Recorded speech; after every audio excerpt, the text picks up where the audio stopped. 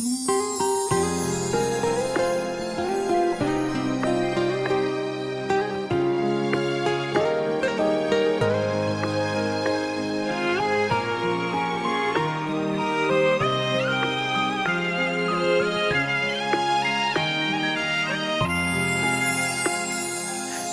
hôm nay cô đơn, anh lại nhớ đến em vô cùng.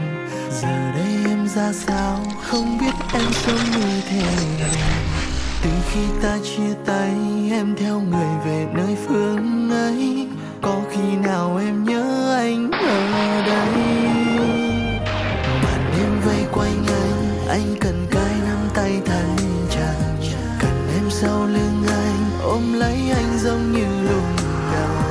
Mình chia tay bao lâu, nhưng kỷ niệm mình anh trốn giấu. Anh nhớ đến người yêu cũ của anh.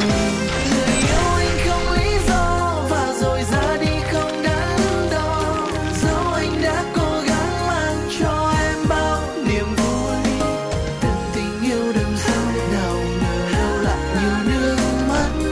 Yêu thì hạnh phúc mà kết thúc thì lại đau. Thời gian không cho vết thương lòng lành đâu em ơi biết không. Có chăng chỉ có thể cho ta quên dần niềm đau. Bởi vậy đôi lần hơn dần mình không kìm được nỗi nhớ. Nhớ em ngày không thương về ai.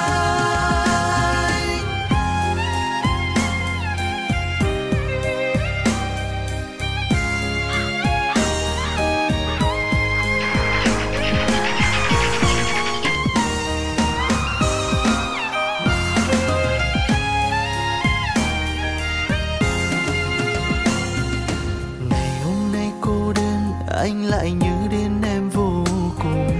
Giờ đây em ra sao, không biết em sống như thế nào đã. Ta chia tay, em theo người về nơi phương ấy. Có khi nào em nhớ anh ở đây? Màn đêm vây quanh anh cần cái nắm tay thân chặt. Cần em sau lưng anh, ôm lấy anh giống như lúc đầu. Mình chia tay bao lâu,